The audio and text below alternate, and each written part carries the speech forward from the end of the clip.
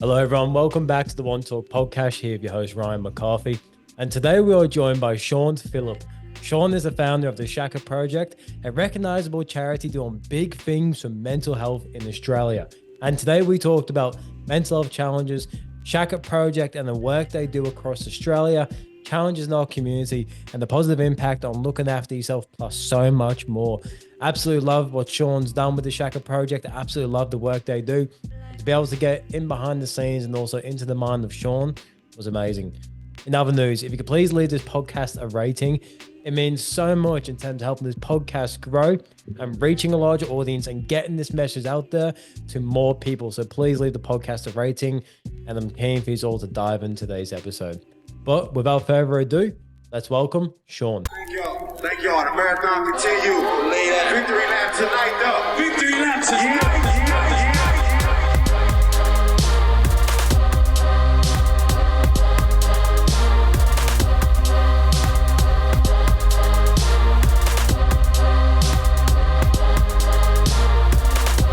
Welcome to the OneTalk Podcast with Ryan McCarthy.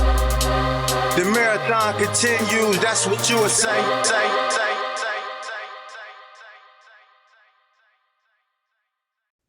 Welcome, Sean. How are you, bro? Good, thanks, Ryan. How are you, mate? Doing well, thanks, mate. Thanks for coming on today. I really am keen for today's episode because I was telling you before the podcast, I really appreciate your work.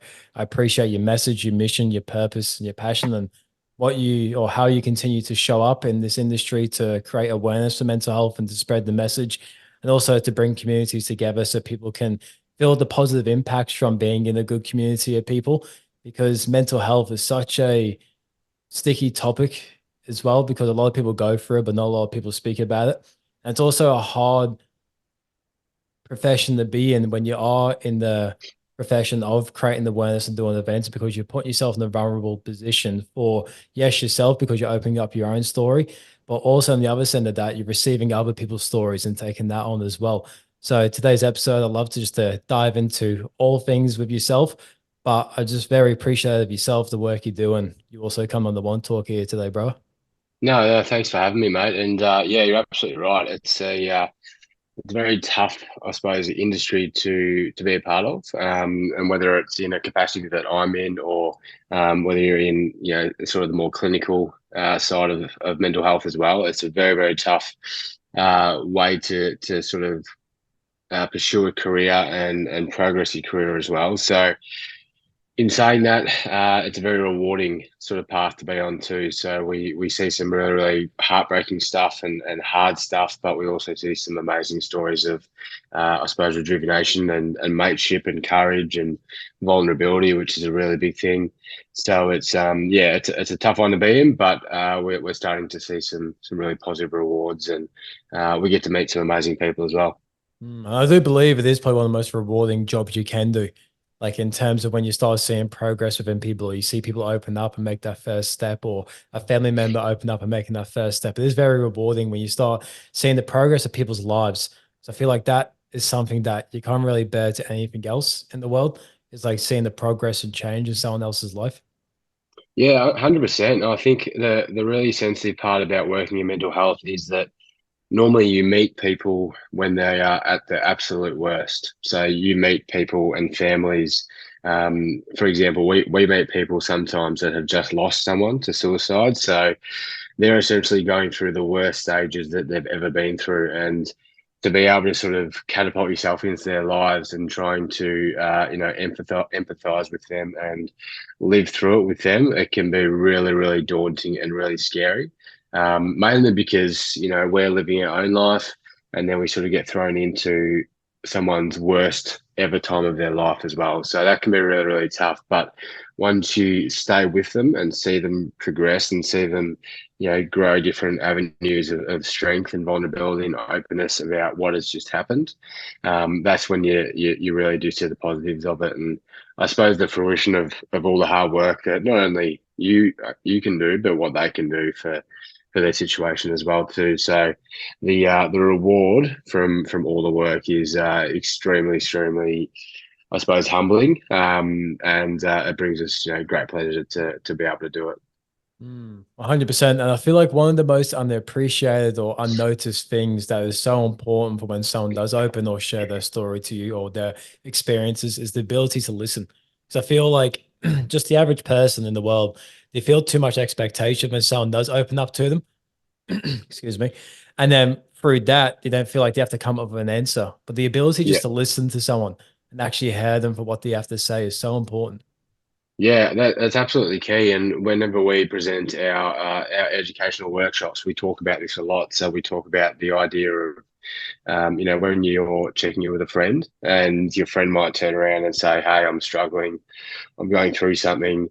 Our human response is to try and fix it, is to give them solutions straight away and do as much as we possibly can to fix that situation. But an alternative is just to be there, as you said, just listen, just be able to sort of sit there in the moment with them and allow them to feel validated for their mental health, which is probably one of the most important factors when it comes to mental health, is allowing someone's feelings, emotions, and their mental health to be validated. So, for example, if we had a friend approach us and say, "Hey, are you doing? I'm not doing okay. I've just broken up with my partner, and work is really stressing me out." Now, if we turned around and said, "Hey, mate, plenty more fish in the sea, and you're on a shitload of money, so what are you complaining about?" Which is a normal, typical bloke response sometimes. Straight away, that's devalidating their mental health. Straight away, that's saying, "Hey, whatever you're going through right now doesn't really matter. It's not important enough, and you don't really have any right to be upset, sad, depressed, anxious about it at all." Too. So validation is saying, "Hey, look, breakups suck. We've all been through them. They're horrible. They're awful. What can we do to sort of help you in this situation?" And except for comparing his work and his wage and all that sort of stuff, say, "Hey, what can you do about your work? Can you talk to a manager?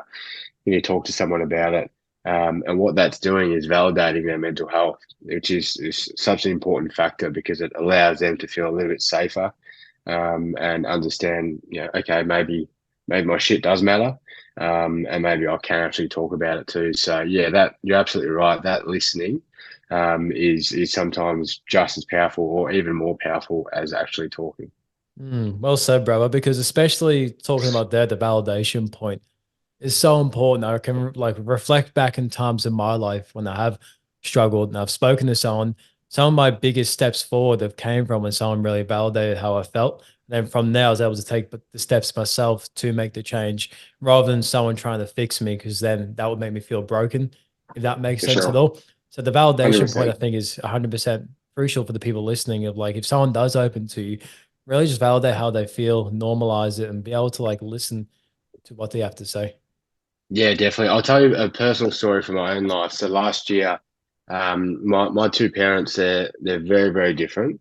My mum's a fixer. So, you give her an issue that you've got and she'll send you a fucking essay of, "You need to do this, you need to do this, you need to do this to fix it." And some people are fixers, and that's great. I love my mum to death. She's beautiful. But my father, he has a much more sort of comprehensive understanding of mental health. He's gone through a lot of mental health struggles himself. So last year I was going through a really rough stage, and I remember sending a text message to both of them, just sort of explaining what I was going through and how I was feeling. And I got this text message back from my mum, and it was do this, do this, do this, do this, do this. And I got a text message back from dad, and all it said, three words, and all he said was, "I get it." That's all he said. He didn't say anything else. He didn't go into what I need to do or what I should be doing. He just said, "I get it." And no offense to my mum, but those three words of "I get it" was the kick up the butt I needed to say, right, my shit does matter. I've got every right to feel like this. This is a valid feeling and valid emotion. Now I can tackle it. Now I can do what I need to do to work through it and get on the other side of it. So that validation from a personal stance, that is proof that just being there to try and understand what somebody's going through. You don't have to fully understand because everyone's mental health is very different. But if we just say, "Hey, I get it, that sucks," that you have every right to, feel like shit because of that situation. There is so much power in that. It really takes the weight off your shoulders too when you're finally able to like vocalize like what you've been feeling. Because when you before you open up, before you talk about it, it can really seem like you're the only person in the world that's struggling with this particular thing, or you feel like people may not relate. Or the heaviest part of that is that you feel shame and guilt about how you feel and the way you feel. Especially if you relate it back to what you said earlier about if you got a specific job, if you got a specific car, if you got the specific perception of reality that you're living, then you feel like you shouldn't be struggling at all. Like you feel like you shouldn't be at that point and you feel shame and guilt about talking about it. But mental health doesn't have a bias for anyone at all. Exactly. No No, one. you're absolutely right. Yeah, yeah. It's exactly, spot on. A lot of people that are suffering, they will compare themselves to, other people out there, and they'll say, "Oh, well, other people have got it worse. Other people have got it worse," and that might be true in a state of, there's people living in poverty, there's people in, that are living in DV households and drug addicts, all that sort of stuff. There's an awful world out there. It's a scary, awful world, but that doesn't take away that your feelings really do matter and what you're experiencing matters. And a lot of people do hide away from speaking up because of their situation. They might have a really good job. They might have a beautiful family. They might, look at celebrities that we've lost to suicide over the last 10 years. And you look at some of those celebrities and you think they've got fame, they've got family, they've got fortune. They probably never have to work again in their life, yet they still die by suicide. So it's just a really, really powerful look of mental health doesn't discriminate. It certainly doesn't dodge people just because of their wealth or health or anything like that too. So yeah, absolutely. You've got to make sure that you're, I suppose, taking control of your own mental health and really acknowledging that whatever situation you're in, it's okay to sort of seek support for that. And like you said, to like, don't compare because we've all heard the saying, like, don't compare your journey to someone else's journey in terms of success. It's the exact same thing when you don't compare yourself to saying that someone else has it off worse. Because at the end of the day, your pain is your pain, and you still feel it on that level of what you can compare it to. No matter what you can compare it to, you still feel it to what someone else may feel it for a different thing. Like we're all shaped by our own experiences, our own beliefs, our own values through life. And the thing is, you're still going to feel the same pain that someone else might for a different experience. It doesn't make the pain that you feel for the certain thing any less at all. Exactly right. Yeah, and we're always going to experience, I suppose, daily things differently to everyone else, and that whole sort of thought process of not wanting to speak up because you don't want to sort of seem like you're creating issues or you're trying to sort of be self-absorbed because of what you're going through. That's a really big factor as well. A lot of, especially men, will hide stuff from their family because they have to be strong for their family and for their kids and for their parents and husband and wife and stuff like that too. So that's a really big factor when it comes to the men, especially that we lose to suicide because we put this big guard up to say, hang on, my role is to be dad, husband, and protector. And to do those three things, I have to be a warrior. I have to be tough. I have to be durable. I have to get through it. And that's when the danger comes. That's when we lose fathers, and that's when we lose brothers and partners to suicide because that barrier can only be up for so long. And as soon as we drop that barrier, that's when the danger happens. Most definitely. And because like it relates to an experience I had a few weeks ago. So I was walking, I went for a walk with a mate of mine. We just called up and grabbed a coffee, went for a walk. And he was just expressing some of the things he's been going through. And through talking to me, without me even saying the word, he figured out the answers just because he was able to process his thoughts and really like organize them and put them in certain places. He was able to get those thoughts out of his head to create room for more thoughts to come up and then create a solution for what he felt like was an issue at the time. So it just shows the importance of, being able to speak up and talk to the people around you. Yeah, 100%. And that's a really big factor in when you are talking to someone is there's so much power in just talking and again just listening. And I suppose when our brains are wired to over catastrophize the situation. And essentially what that means is, if we're stressed about something, we might be, stressed about something at work. Our brain lists all the things that could go wrong with that thing. If we have a project we have to get ready for work by a certain day, our brain says these are all the things that could go wrong with this project. But then when you sit there and you write it all down and you speak about it to someone, you think, oh, okay, well, they are things that could go wrong, but compared to all these things that could go right, or compared to these things that I have to actually do, they're actually not that bad. But our brain doesn't work like that. Our brain does go into that fight or flight many, many times a day, thousands of times a day. And when we're in that moment, we do over catastrophize that situation and think the worst 99% of the time. So just speaking up, talking to a friend about what's going on, you can essentially get all these sort of cobwebs out and have a look at it from a different perspective. And that will, that can allow you to see that from, I suppose, an outside point of view. It's like when we're talking to a friend and they sort of put all of their stuff onto you and you can see it from a different perspective. And you might be able to give them some really, really, good advice. And it's exactly the same thing if we just do it to someone else and we can see it from a different perspective as well.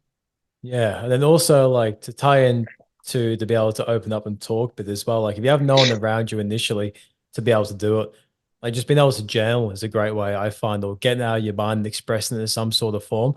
Because a few weeks ago, and I'm going to share something that I recently went through, I'm currently marketing an event that I'm running. So I'm doing like a live in-person podcast up in the sunny coast. And before I even had all the details refined to what the event's going to look like, it was all in my head and so overwhelming. Like, how am I going to do this? What's it going to look like? There's so many things I need to organize. So I've got a whiteboard in my house, and I was like, I just need to get everything out on the whiteboard. As soon as I wrote down every single thing on the whiteboard, I was like, oh, it's not that scary.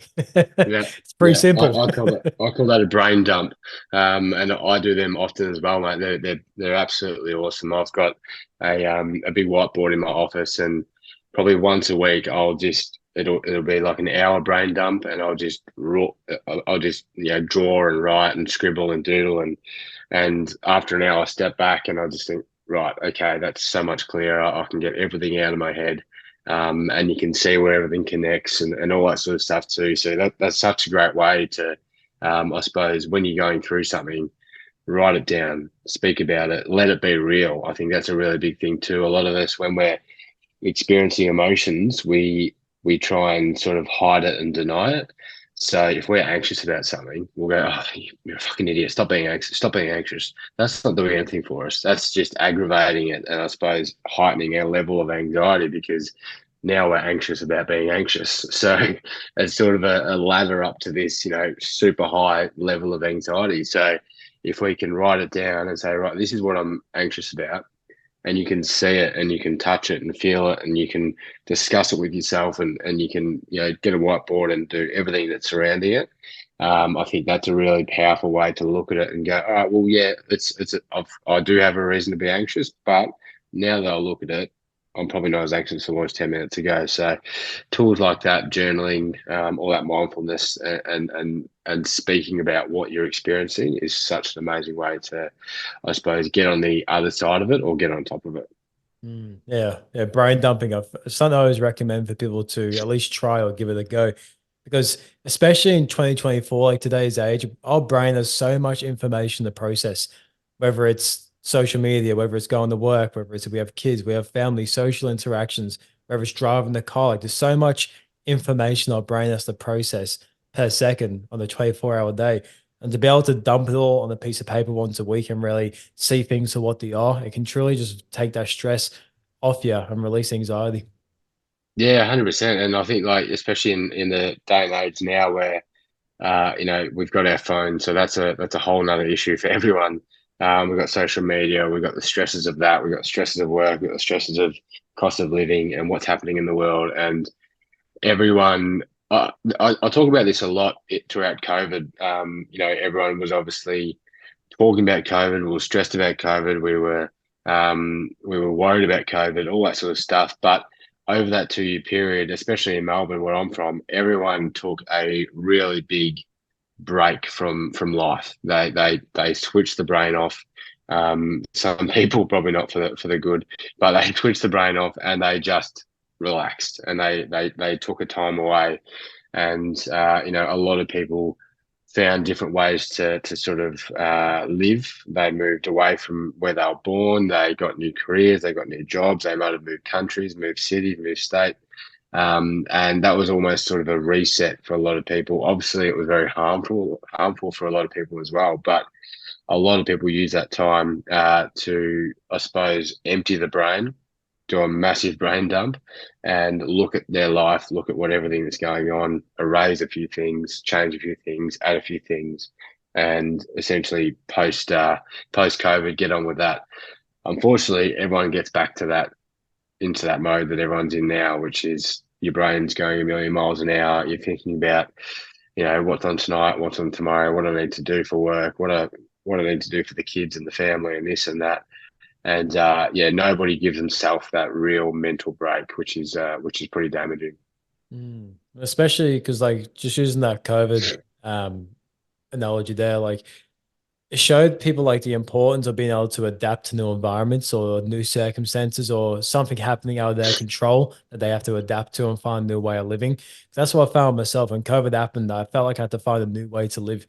And through that, I was able to transpire that into other areas of my life. So, like, if let's just use a random example, like someone cuts me off on the road, like, how am I going to respond to this circumstance happening? And I felt like learned a lot from the COVID experience. I feel like a lot of people did as well, because it taught them how to adapt from events that they have no control over. Yeah, and I think it taught a lot of people patience, and I think it showed people as well that nobody's bulletproof, and when you have like the AFL and the NRL cancelling seasons or cancelling games, and airliners not flying to countries, and when you see that happen, you think, fuck, nothing is bulletproof. The multi-million-dollar companies that went under throughout COVID, on a business sense, that scared the hell out of every business around the world, because they thought, well, if this multi-million, multi-billion, multinational company can crumble because of a pandemic or because of whatever it might be, then whatever I'm doing, it has every power to crumble as well. So this is where we need to adapt, and we need to change, and we need to be aware and really, really focus on what we're putting our energy into and creating and stuff like that too. So I think it did, it taught a lot of patience. It taught a lot of, I suppose, trying to adapt to the world where nothing's going to go your way 100% of the time. And I think that was the same with probably everyone throughout COVID. We all lost something, and we all went through hell together. So when we got it over the other side, there was probably about 12 to 2 years of patience, of love, of care. We saw it in the mental health industry. A lot of people were getting more involved in it. But I feel like we are dipping back a little bit back to pre-COVID times when it comes to, the social pressures and attitudes and wellness as well. Yeah, it does feel like we're getting back there now, because I remember when it first hit, like, I was doing one-on-one, like face-to-face with clients, and they all have to go over the phone. They felt a bit like, I'm also, you're probably the same. Like, when you do events and stuff, you'd rather do them in person with people and being around them, because I feel like us as humans, we crave connection. And I feel like through connection, that's where people can rather go on the path that's destructive or go on the path that's progressive, or they can stay on the path that's just quite neutral, depending on what people choose. But our search for connection can really dictate our life too, I believe. Yeah, connection's everything, and people just want to be part of something. You look at different organisations like the ADF or the police force all around Australia, and a lot of people that getting involved in these sort of institutions and corporations and stuff like that. A lot of us to be part of a community and for movement, and even with our work with the Shaka, we're lucky to have close to 2,000 ambassadors from around the country, and I would probably say 50% of them are with us, obviously because they want to encourage a conversation and get the conversation out there, but majority of them just love being a part of something and love being a part of a community where everybody's trying to do the same thing and wants to do the same thing, has the belief that we should be talking about mental health more too. So building that community around things that are positive and that can help people and save people, that's a really, really big benefit when it comes to, I suppose, taking advantage of that want for everyone wanting to be a part of something. 100%. Like when you started Shaka, did you know initially that community was super important, or was it something you learned along the process? Well, luckily, so before I had the Shaka, I was a gym owner. So I had a couple of gyms down in Victoria. So I based my, I suppose, all my career around the idea that community is the way to success with anything. And so I had a bit of a prerequisite sort of idea of what I needed to build. So when I did start the Shaka, I knew that before before you sort of climb the mountain, you first have to, get the boots, and you still have to train to climb the mountain and get the poles and get the shoes and the socks and this and all that sort of stuff too. So when we were starting the Shaka and really, really kicking it off, I knew that before I started selling t-shirts, I had to build a company that had a brand and had a community. And that community was really, really trustworthy before we even thought about launching products to buy or events to sell, and certain things like that as well. So community is the most important thing when it comes to growth in anything. And you look at the biggest products in the world. You look at Apple. If Apple released a new phone tomorrow, people would go nuts. They'd go and buy it for absolutely no reason. They just go buy it.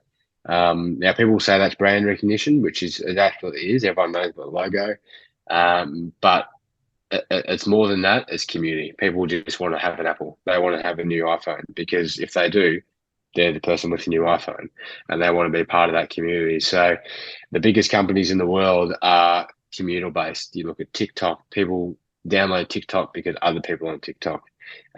People watch Reels because other people watch Reels. People watch Netflix because other people watch Netflix. It's all based around that idea that, hey, everyone else is doing it, so I want to do it.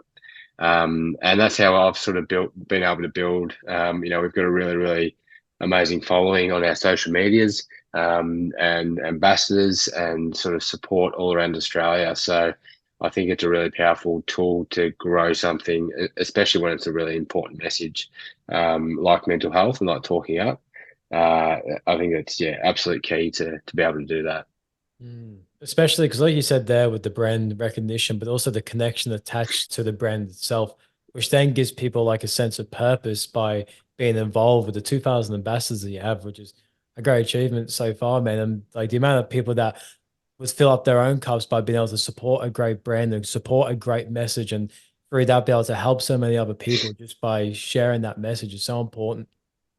Yeah, absolutely, and having that connection to whatever it is such a beautiful thing. And even with big sporting clubs, you see, are you rugby league up here? Or you're from England, so you probably are rugby league or soccer. Yeah. I'm Yeah, mainly soccer, but I do yeah. watch like every sport really. Yeah. So obviously I'm Victorian, so I'm more AFL based. But you look at some supporters of big AFL teams, and they've got all the merchandise. They've got the tattoos. They've got the beanies, the hats, the car stickers, the number plates on their cars. Everything is just committed to that team. And again, it's that connection to the team. It's connection to the players. It's connection to the success and the failures and the community. And that's what everyone wants to be. Everyone wants to be part of something. And if they're part of something, they feel valued, they feel loved, they feel seen. So really, it's a beautiful thing to be to sort of be a part of something that has a movement, whatever it might be, just to sort of have that validation. Especially through sports too, because for me, like my big thing is soccer. So I haven't missed a Liverpool game in like probably 8 years at least, and considering they play at like 3 in the morning our time. Yeah, But it's just like the energy you feel. Or even when I go to the Suncorp at the stadium and watch the Broncos, or if I go to the Gabba and watch, because I support Hawthorn in AFL. So when the Hawks come up and I watch them, like the sense of energy you feel just by being a community of people that are wanting the same outcome as yourself. yeah. Oh, it's fantastic. I'm a Western Bulldog supporter, and I went to a practice match about 2 weeks ago down in Melbourne, and I was sitting there, and there was 2 kids next to me. They were pretty young, and they had their Bulldogs gear on, and they were with their dad. And there was an older sort of lady down near me that had all Bulldogs gear on, and it just makes you feel so proud to, we're complete strangers, yet we're so close because we love this club. And it's the same thing with Liverpool. They're probably one of the biggest fan bases in the world. And I guarantee that, if you walked into a pub and saw someone wearing a Liverpool top, it doesn't matter who they are, what they do, what they look like, you'd probably go up and say hi and shake their hand. So, and that creates a connection too, which is sort of something that we do with our shirts, with our Shaka shirts, is we try and build that community too, so that if someone is wearing a Shaka t-shirt at the pub, at the football, whatever they're doing, then somebody can see it, and they can go up and make that connection, and they can have a conversation around mental health too. So we really use the t-shirt as a bit of a permission slip to, I suppose, welcome people to that community and to have the conversation. Like organically opens up the conversation too. For sure. Yeah. I was actually when I first moved to Australia, I moved to Adelaide. So that was my first place I moved to. And AFL was massive down there. So I remember when I was in England, I was typed in like Australian football team. So I was like, I'm moving to Australia. I need a football team or soccer team to support. And I was like, oh, the Bulldogs look cool. So then I moved to Adelaide, and I went to the shop and I saw that they had singlets. So I was like, why do the soccer teams have singlets here? It must be hot. And I realized it was AFL. Yes. Yeah. Yeah. Yeah. No, well, you should have stuck with that. Should have stuck with the Western Bulldogs, but it's we love the singlets and the short shorts. I don't know why they made it that, but it's a lot of people. I've got a few friends from England too that come over, and they're like, you're wearing nothing. You're running around in short shorts and singlets, but yeah, that's the way to do it. Yeah, I think I'm probably what you call a plastic fan, because when I moved here, it was the build up to the grand final, I think in 2006. And I think the final was Hawks versus Sydney Swans. I remember Buddy Franklin just tore up that game for Hawthorn. Yeah. And I was like, yeah, I'm a Hawks fan. Yeah, that's fair enough. You came at a good time. Absolutely. Yeah. If I was coming over and saw that and saw Buddy doing that, I'd probably be a Hawks fan too. So yeah, getting back to Shaka and your mission, man. Like before we get into that, I want to talk about yourself, like, because we're talking about opening up and doing the brain dump and doing all the things. But for yourself, what is your self-care? What does that look like to you? Or what does that even mean to you? Look, self-care for me is I've got a 6-year-old daughter that is my absolute life. Love my life, best friend. She's my entire world. So she is my self-care, I suppose, tool. And whenever I'm having a rough time or going through something, if I'm with her, obviously I travel a lot, so it's hard to be with her all the time. So if I'm not with her, it's a FaceTime, and it's a talking to her on the phone and having a chat to her, or if it's with her, it's phone off, quality time, going for a bike ride, going to the playground, going to the pool, going to the beach, things like that. But my personal sort of, wellness is definitely fitness.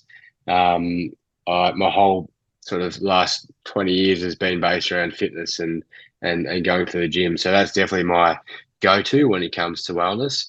But also just, I think, experimenting with different things, going through life and not shutting yourself off to different opportunities. And, recently I've got into, just like the rest of the world, again, part of a community that's got into ice bathing, and meditation and box breathing and stuff like that too. But I think it's wellness and self-wellness is a constant battle, and it should be looked at every single day. I think that if we mapped out, okay, I'm going to do 100 ice baths in 100 days, that's great. But by day 20, all you're thinking about is, fuck, I forgot to do my ice bath today. I'll do it tonight. So it becomes a chore. It doesn't become something you're doing for yourself. It becomes something that, oh, damn it, I committed to it. I have to do it. I need to post it on Instagram, so I've got to do it. So as soon as it does that, it becomes I suppose, a liability. So I think the wellness has to be every day. So some days we wake up and we're 100. We'll go to the gym. We'll go for a run. We'll spend time with someone we love. We'll have a really good day at work. Some days we wake up, no way I'm going to the gym today. I can't be fucked with people today.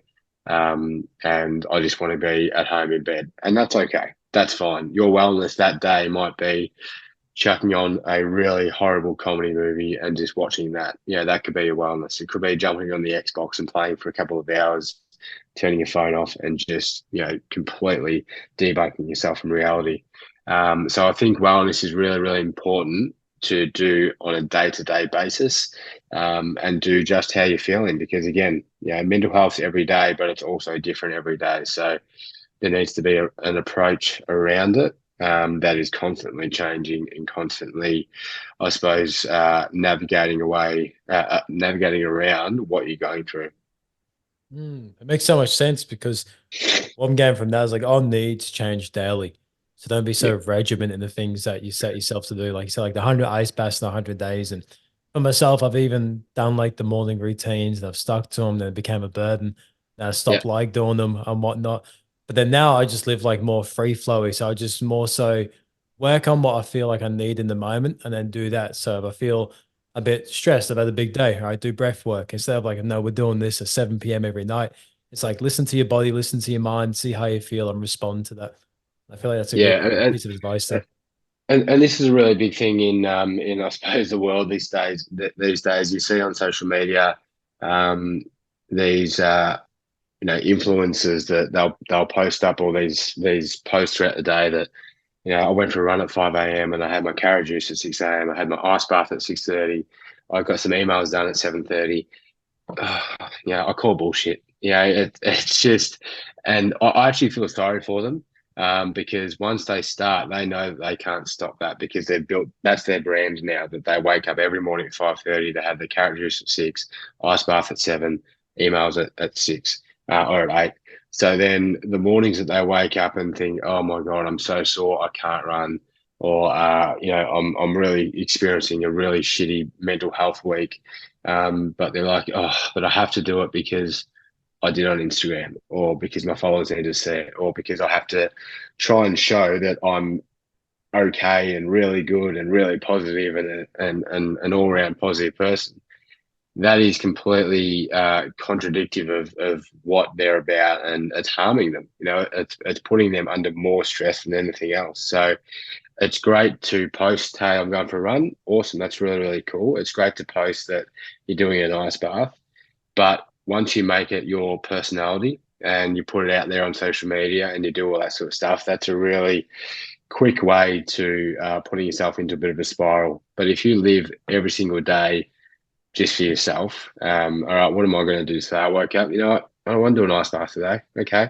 I don't want to do that, but I'd really like to read today. I might go read for an hour. So go read. And then the next day you might wake up, today's an ice bath day. Go do that. So really looking after your mental wellness, and your body doesn't know. This is a big thing that it differentiates with body and mind, is that your body doesn't really care if you're jumping in an ice bath every day, just like it doesn't really care if you're going for a run every day. The thing that does matter is what your brain is going through. So if you're beating yourself up because you didn't jump in the ice bath, or you're beating yourself up because you didn't go for a run today, that is psychologically setting you up for a bad day the next day, because it's again putting more pressure on you and putting more anxiety on you. Your body's going like, I don't give a shit. I've got food, I've got fuel, I'm breathing, I've got oxygen in my body. It's not a massive deal unless you're not doing any of those things for 3, 4, 5 months in a row and you start to get really unhealthy.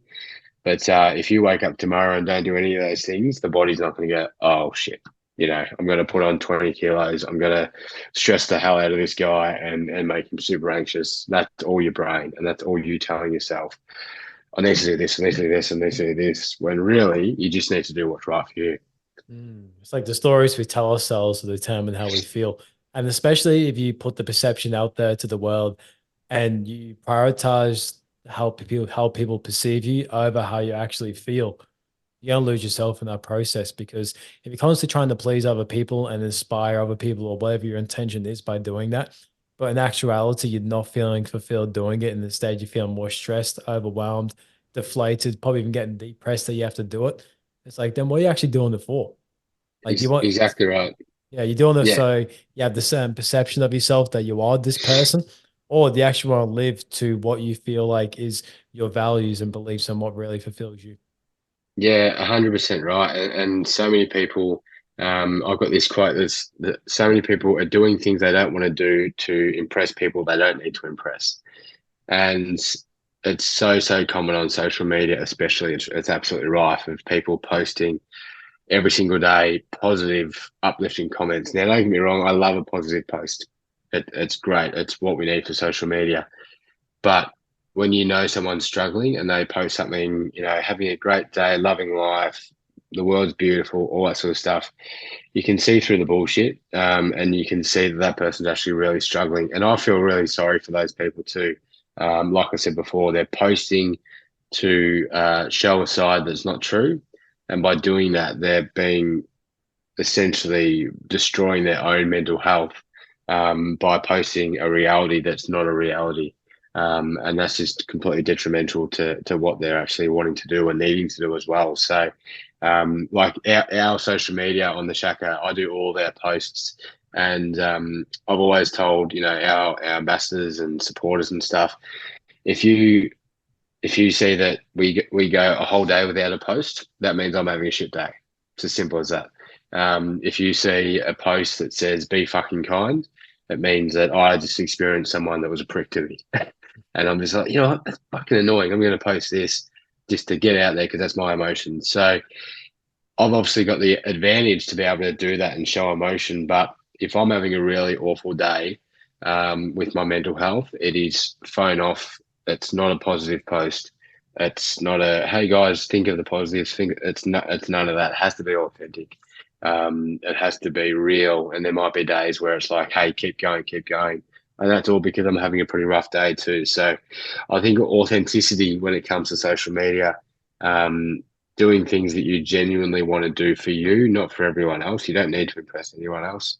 And being the person that you want to be is so important. And it all comes back to mental health. All of that conversation about self-worth and what you're doing with your life and your career and your fitness and your your self-love and all that sort of stuff. It all reverts back to mental health and how much you love yourself as well. Like it makes sense because of what I've been seeing lately, like in the world or social media world. Like I hear a lot of people say they feel guilty with resting. And it might be because of that hustle culture that we always see that's always in our face online, because we're constantly on our phones and we're constantly consuming this information. Then your belief is that you can't rest and you feel guilty about resting, because I've known so many people that do struggle with that. And probably about 2 years ago, I struggled with resting. So I felt like I had to do more. I had to be more. I had to keep going. But then I went through my own journey and overcame that. But I do see a lot of people today that really feel guilty from taking a break and looking after themselves, because they always feel like they have to be plugged in and involved. Yeah, that the hustle culture is very real. I think it's gotten slightly better probably over the last 2 years. I've been self-employed since I was 18, and throughout sort of 18 to 25, I was all about hustle culture. I woke up at 4 a.m., went to the gym, I'd work there all day. I'd get home at maybe 11, midnight, 1 a.m., wake up next day at 4 a.m., do it again. And I did that for so long because I'm like, yeah, hustle. I'm a legend. I'm a champion. I'm doing so fucking well. And then you do it for about 4.5 years and you're like, all right, I've got no more money than I had 4 years ago. I'm tired as hell. I've got depression. I've got no relationships with my partner or with my kids or with my family. What have I actually got from this? And the only thing that you actually get from that is the post at 2 a.m. saying hustling hard and a few people liking it on Instagram. And that's that validation. And throughout that time where I was doing that, I lost relationships. The relationship I had with my with my daughter's mum completely broke down because I was always working, and it was constantly all about work. I didn't get to see my daughter, take her first steps and do all this and do all that because I thought, no, I've got to work. I've got to make money for my kids. I've got to do this. I've got to do that. And then I finally realized, my daughter doesn't give a shit how much money I make. All she cares about is that, the dad's there. He's happy. He can come and kick the footy with me. He can come and, she can paint my nails and we can read a book and all that sort of stuff too. So once you step away from the hustle culture and start to realize that none of that shit actually matters, and the things at home matter, the things that are in you really matter, you start to see the world a lot clearer. And I think it's still very, very strong with, that 18 to 30-year-olds of people going through a hustle culture and all that sort of stuff. But it's just not necessary, and it's something that I think a lot of people grow out of, which is really good. And people probably have to experience it before they realize that it's not a way to live. But it's definitely something that I think we need to do our best to eliminate, because it's not doing anyone any good. And you might get some work done. That's great. That's awesome to get work done. But you've also got a life to live. You got people to love, but most of all, you got yourself to love as well. 100%, because like sometimes in life, whether it's business, whether it's exercise, health, whatever, no matter, like sometimes we do need grit and we do need to like push through, but then you can't sacrifice everything else that you have in life for that one thing. You can't really idolize that one thing and give up everything to get that one thing. Instead, it's like incorporating your whole life and making your whole life like all balanced out in a sense. I'm like, all right, I'm going to do the grit here, but this is my priority. But I do feel like it comes down to like really understanding what your values are too. So if your values are health and family, they're the two key things for you. It's like, well, health and family got to come first. If you want to feel fulfilled and you want to feel great, then the hustle and grit that can come after you make sure your health and family is in check for the day. But it's really identifying, what your values are, and also looking after yourself. And I think, when you talk about love, like you just said, we gotta love others, but most importantly, we gotta love ourselves.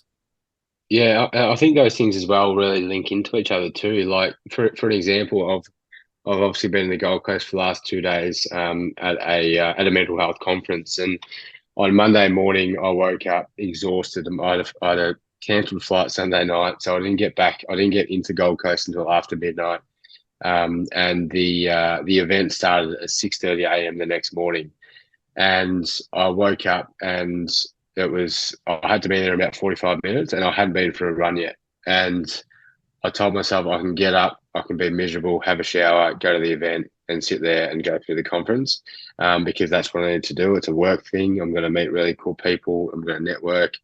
And I sat there for about 5 minutes. I said, no, if I go there, I'm not going to be able to, be me and do my absolute best and be the person I need to be in this situation. So I had to sacrifice it. I went for a run. I was there I was there 2 hours late, and I did miss opportunities. But I know that when I got there, I was switched on. I'd on God for my run. I felt good. I had great endorphins going through. I ticked off something for me that morning, which was self-love with exercising and getting those great endorphins. And then for the rest of the day, I was able to tackle on 100%.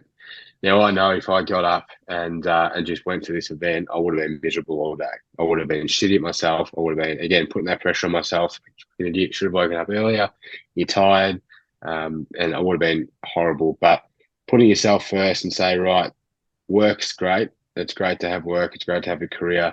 It's great to have these goals. But if you're not looking after yourself and loving yourself, then those goals and those things that you achieve at work, they don't mean anything, because if you're not around to enjoy them and to see them, then there's absolutely no point doing it. So And you're going to receive more going there by showing up at a better version of yourself rather than going there to this other version of yourself that you wouldn't have been happy with going to in the first place. So by actually looking after yourself and getting those endorphins going, feeling good, going there more switched on, more focused, more keen to socialize and connect with other people, you're going to get more out of that experience, even if you missed 2 hours, than you would have if you spent the full day there, if you didn't go and do the exercise and you felt pretty crappy all day.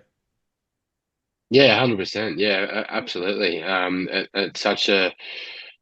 It's something that I think that we can all do and we can all practice, but not a lot of people do practice. And I can understand why they don't practice, because of the pressures of life and work. And I'm very fortunate. I work myself, so I don't really have someone looking over me saying you need to be at the office at this time. So, but even for the people that do that and they have those pressures, I completely understand that it's hard to just say, no, I'm going to be late.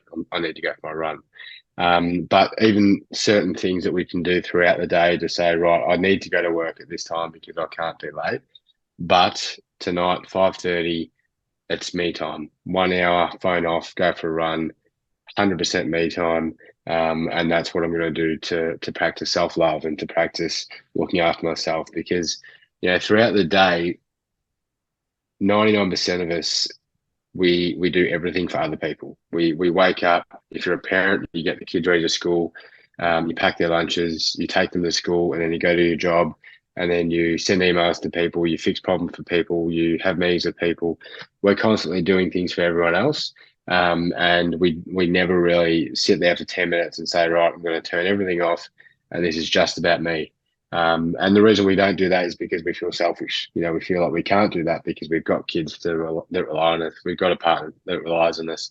We've got a job that we need to, tick boxes and finish projects.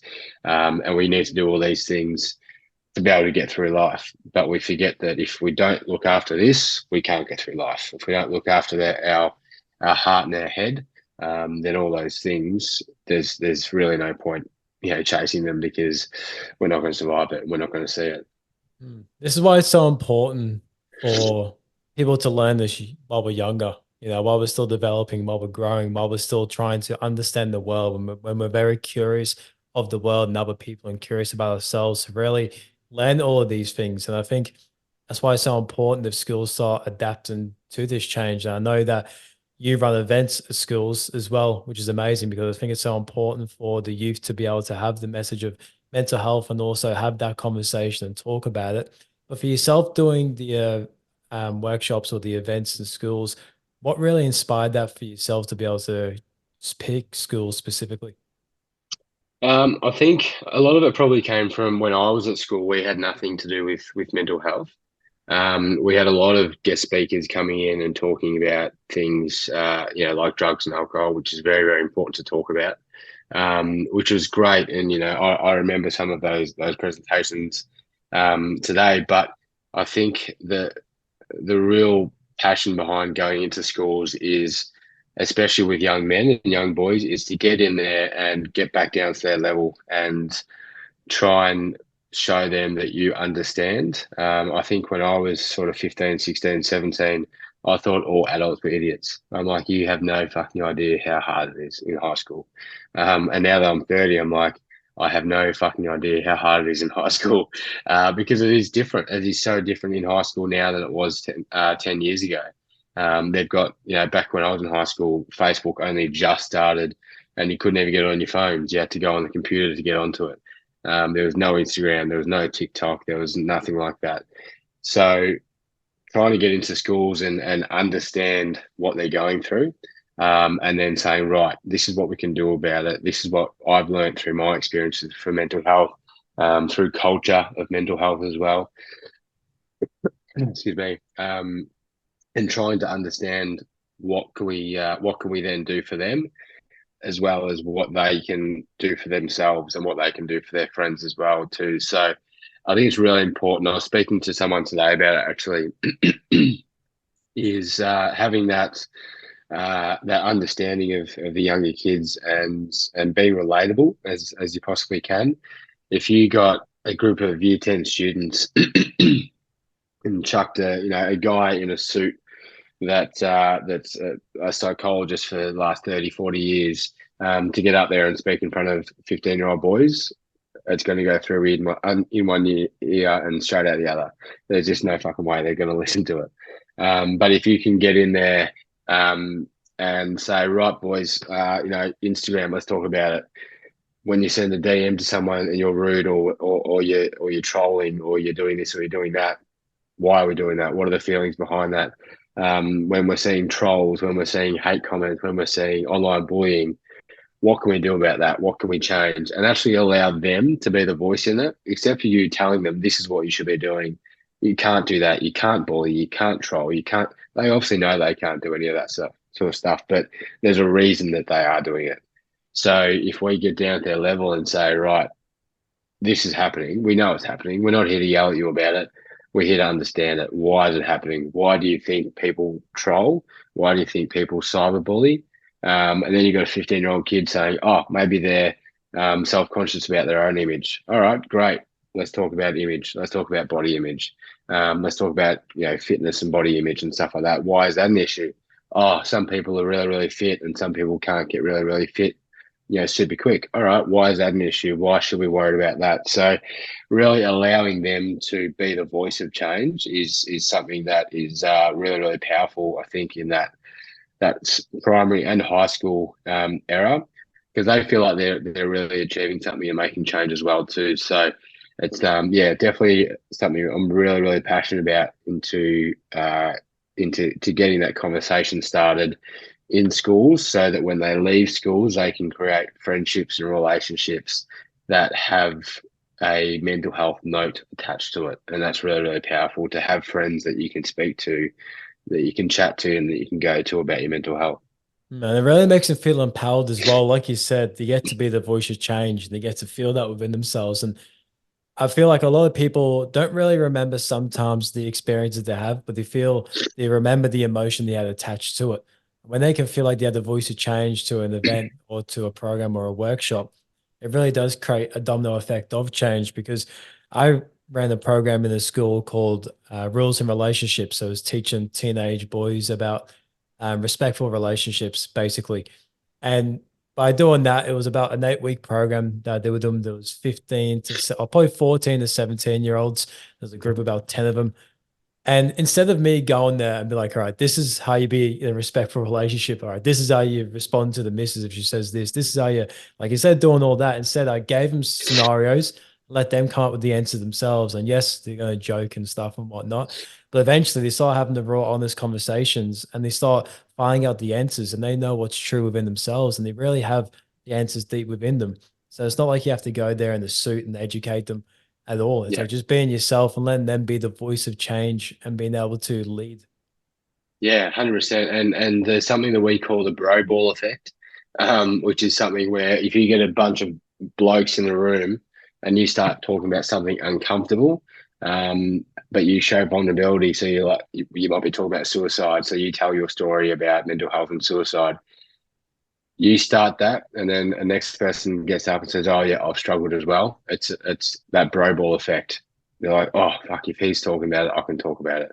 If he's talking about it, I can talk about it." Women are really, really good at speaking about it without having to sort of worry about it. They're amazing at talking. But again, blokes are very, very, very much in their shell and don't want to talk about being vulnerable and don't want to show that emotion. But once they can see that their bro or their best mate is opening up, it has that effect of, well, if he's talking about it, there's absolutely no reason why I shouldn't be talking about it. And that bro ball effect sort of continues on and on and on. And we can have some really powerful conversations too. So that's the beauty of getting young boys and men in a room where you can say, righto, guys, it's just us. Let's cut the bullshit. Let's talk about this. Why is this an issue? What do you think? What can we do? And you're right. There might be 10 minutes of blokey talk, but at the end of the day, deep down, everyone wants to talk about it. Everyone wants to get their thought out and be seen and be heard. And it might take an hour, it might take 2 hours, but eventually you're going to get these guys talking about what's in here. And some of the things that are in here for some people are amazing. They're beautiful. They're life changing. They can help people. They can save people. All we need to do is just unlock it and actually get them speaking. Especially the younger generation too, because I feel like they have the perception, or the older people have the perception of them, that they can be a bit reckless and they don't like to listen to the older generation. If you actually sit down and speak to one of them, they're really curious, people. As you know, we were 17 once as well. We spoke to an older bloke and really connected to him. Probably some of the best conversations we ever had, because there's so much wisdom to learn from that person. There's so much wisdom to hear, and really be able to talk about how you're feeling and the connections you build from that. If you then ripple effect that into talking to your mates. So I think it's so important, especially for the younger generations, to start having these conversations, because it doesn't just make them feel better, but also improves the community as a whole as the generations go on, because of the ripple effect that's going to come from that.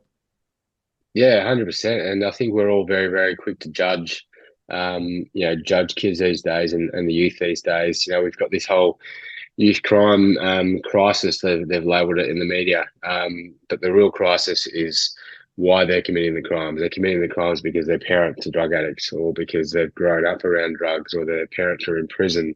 They've got broken families. There's not enough funding in child protection. There's not enough funding in, house funding. So they're homeless. That's a real crisis. But, everyone's looking at it going, oh, there's little shits running around and doing this and doing that. They know absolutely no better. Just like I grew up in a beautiful household with, two loving parents, I know that, you should be good and respectful because I was taught that. I was around that my whole life.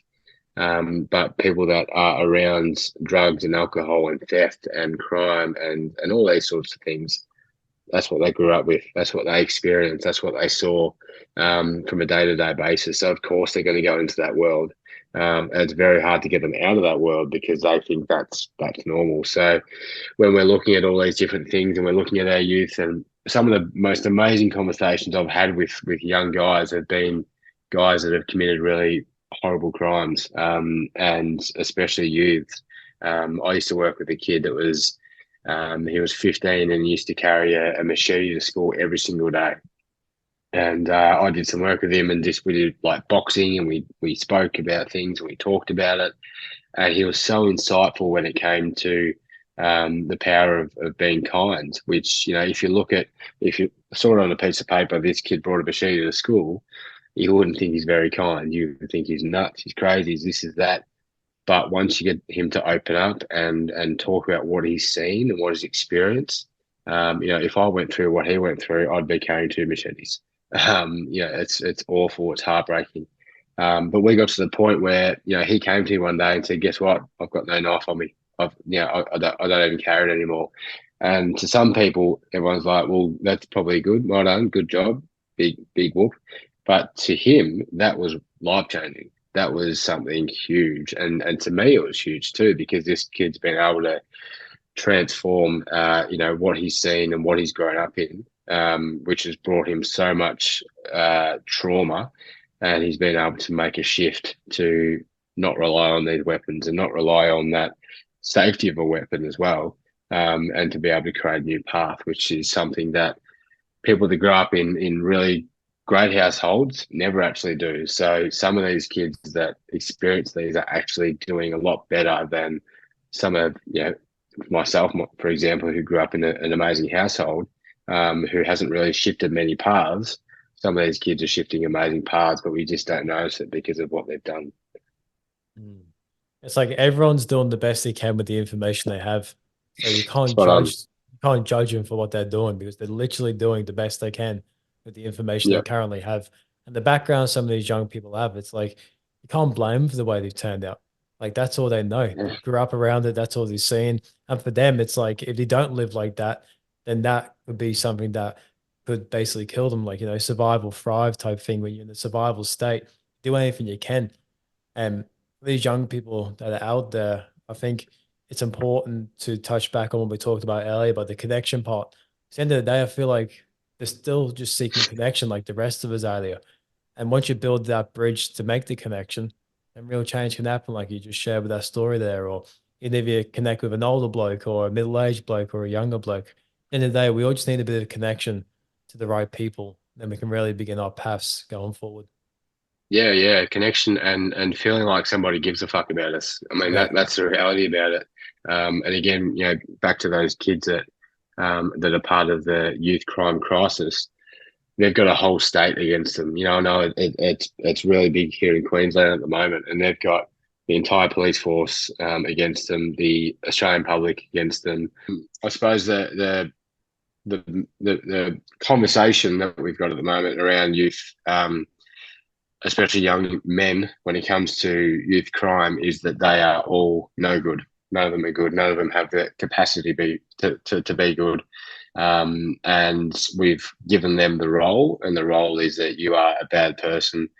You'll always be a bad person. No matter how many good things you do, you'll always be bad. And that's something that, when we look at mental health, is horrible. It's something that essentially tells these people that no matter if you transform your life, if you get out of the drug world, if you get out of the crime world, no matter what you do, you're always going to be bad, because you're youth, you wear Adidas, and you do get up to no good every now and then. It doesn't mean you're a bad person, but we've painted them under this brush of you're a shit person. There's nothing that you can do about it. So it's really sad that, and unfortunately, we're going to lose a lot of kids to drugs, to imprisonment, and to suicide and self harm because of it.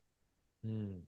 That's why we need to show more like compassion for young people, show more love, and just rather than trying to demonize them, instead just show them love and compassion, and really just try and be an example of what they can become, or show them a path they can become, or to create more programs that they can attend, or show them more ways rather than demonizing them, making them feel isolated, which then pushes them away even further. Instead, try and find a way to build a bridge to bring them closer. Yeah, absolutely. Give them the worth. There's a great company. I can't think of what they call it off the top of my head, but they're in Queensland and they deal with a lot of youth that have just come out of juvenile detention, and they get them on a farm. They say, this is your section of the farm. Go and vegetate the farm. Go and create some crops. Do essentially all the farm work. You don't get access to your phone. You don't get access to any of these things. And their reward is that in 6 months they've got crops. And in 6 months, they can see that all their hard work has come to fruition. And someone says to them, hey, you've done a really good job here. And telling one of these kids that they've done a good job is probably something they've never heard before. Telling someone that they've worked hard is something that these kids have never heard before. So changing the way we deal with things, except for just throwing them in jail, locking away the key, but actually going through their life and saying, right, you've grown up with awful parents, with parents that have been in and out of jail, addicted to drugs. So except for throwing you in jail with them, we're going to throw you out in the camp for 12 months, and you're going to learn hard work. You're going to learn the power that you have if you don't go down that role. We're going to give you $100 a week wage that you can go down and have a palmer every Friday night with your friends and hang out and chill and all that sort of stuff. Do that except for building more prisons. Do that except for locking them away for longer. So it's a subject I could talk about for hours, but I won't. I'm passionate about it. Well, it's good though. You're leading by example by going to schools and doing the programs and creating that bridge. So, you don't just talk the talk, you're doing the walk, which is the most important part about it. Yeah, thank you, mate. Appreciate it. It's something I'm definitely passionate about, just to make sure that the future young men and boys have a bit of a fair crack at making the best of themselves and looking after themselves when it comes to mental health too. That's the most important thing. Love it, brother. And for us to finish up here, I want to give you the stage here just to be able to say any final words you'd like to say, or maybe say something about the Shaka Project, something that's up and coming, or say something that you feel like is on your heart that you want to share. So the stage is yours, bro. Probably the main way I sort of wrap these things up or events is to, if you're listening now, pull over and text 3 of your mates and just check in. That's what we can do. If this gets 50 listens, that's 150 people we can check in with. If we get 100 listens, that's 300 people you can check in right now. So the statistics on suicide here in Australia are getting worse every single year. And if we can start a conversation by just sending a text message, making a phone call, or sending a message on Instagram or Snapchat, whatever it is, and just checking in with a mate, we can really start a conversation that will hopefully, fingers crossed, eventually lead to a destigmatization of mental health, of seeking support, and that can lead to those statistics changing. So that's definitely my message. Go and check in with your mates, look after yourself, go seek support if you need to, and if you're a bloke, don't push it down, talk about it. Well said, Sean. Thank you for coming on the OneTalk. Thanks, bro. Appreciate it.